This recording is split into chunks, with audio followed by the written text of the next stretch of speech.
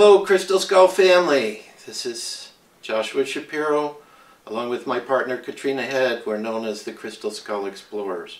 We want to thank the Crystal Skull Center for this opportunity to be able to share with you briefly a message as we are unable to attend this amazing Crystal Skull event that you are all a part of. We want to thank the Crystal Skull Center and Purity Events for creating this second conference. We had the honor and privilege to participate in the first one.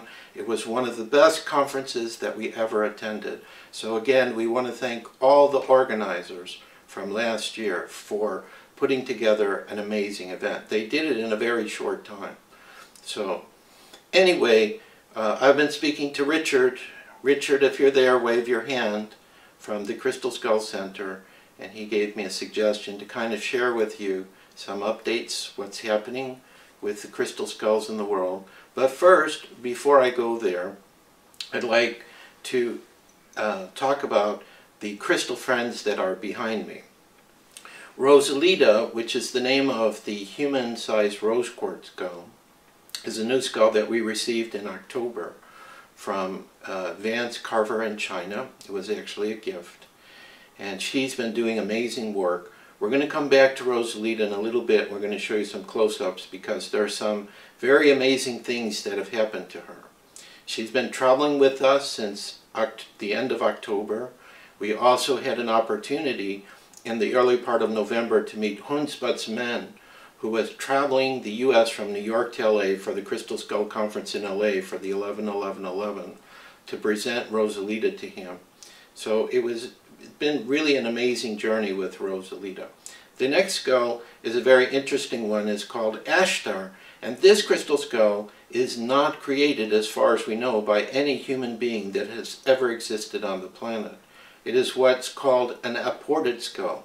It has come through our friend Michael Shane, who we're working with in the Seattle area, who is a transphysical medium.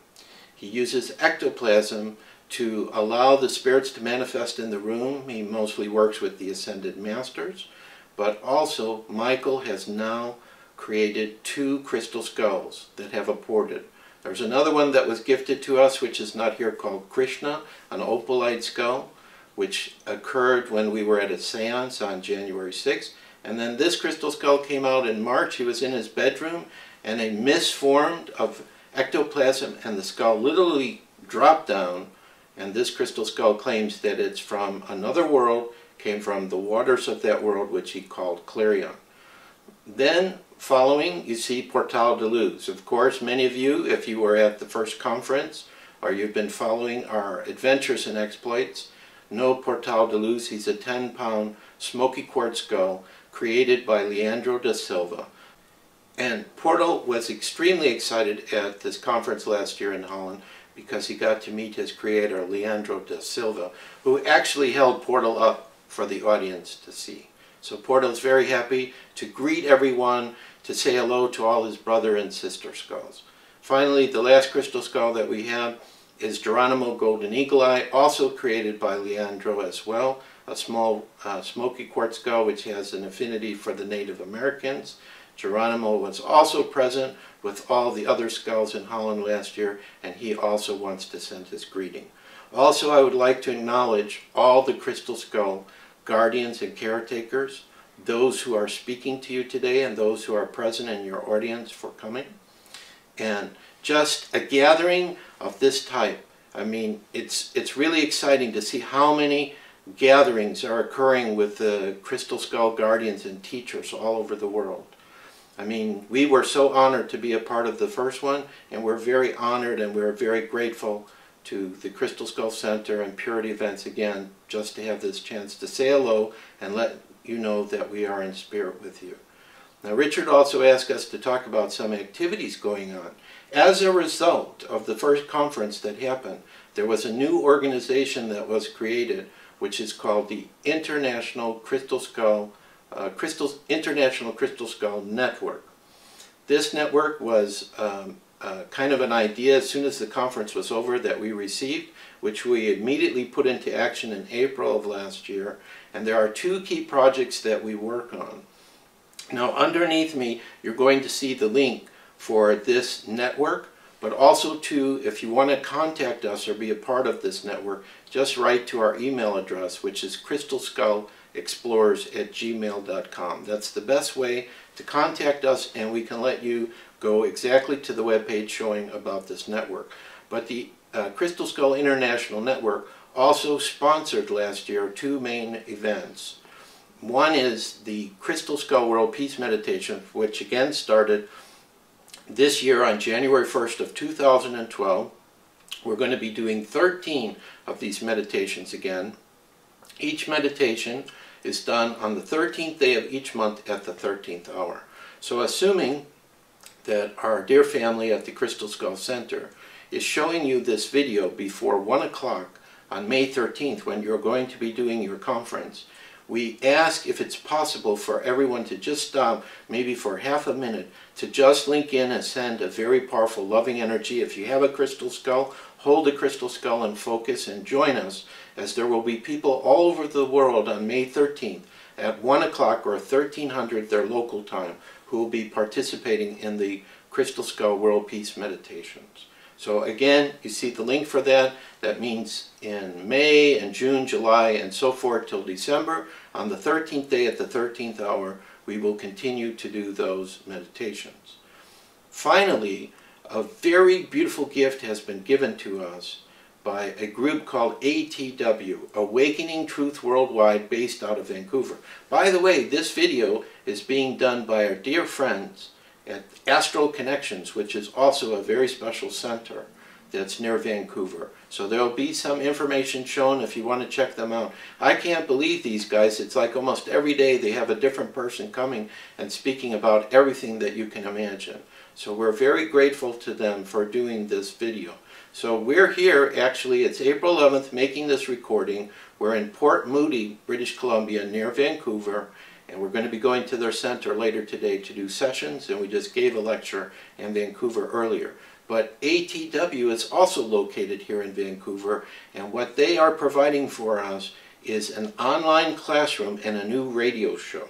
So this is my invitation that I give, and again, there's a link if you want to see the activities that we're doing through ATW below me.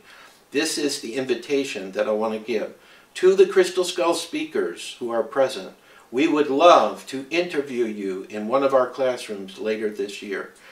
These classrooms are totally shown through the internet. None of us have to leave our home. The people watching it stay in their home, and when we do the class, we're in our home doing it through the computer. So if there are any Crystal Skull teachers present who would like to be part of the future classes we're doing, we would love to have you there. If there are people who are Crystal Skull guardians, regardless whether you're a speaker or not, I have an idea to do an online conference, and I'm thinking about doing this later this year. So I also invite you to also join us, or at least contact us and see if it might be possible to do that. Again, the email address to contact us, if you don't have time to write down these website addresses that we're giving you, is crystalskullexplorers@gmail.com. Finally, let me make to you a comment about 2012, which is the most remarkable year that I've ever seen. Many more crystal skulls continue to come out. We continue to hear from people all over the world. Like a young man from Mexico just contacted us. His grandfather gave us a skull that was found in Mexico, which could be an Aztec or a Mayan crystal skull. Michael Shane, who I mentioned, who is the person doing these apported skulls. So now we have to add another category of crystal skulls, besides the new crystal skulls being made, besides the old ones, besides the ancient or very old, or the original 13. Now we have apported crystal skulls that are appearing. So what I'm referring to this is that we have skulls that are appearing from other dimensions. We have more crystal skulls that are popping up, you know, from Mexico and different places. So 2012 is a key year, and from what I've felt from my spiritual guidance, it's not the end of the planet. It may be the end of life as we know it. There could be UFO disclosure that happens this year. There could be actual spiritual beings that manifest from other dimensions that we see, because we're getting very involved with different mediums right now. There's just amazing things that are coming on in 2012. so that you are there together doing this conference, sharing this powerful energy with all the crystal skulls that are present is absolutely amazing. Finally, for those who might be interested, we ourselves are also getting busy. Besides the online classes, we have 3 or 4 more books that will be coming out this year. There'll be one about my search for the blue skull in Peru. All my journal notes, which I've never published before, are coming out.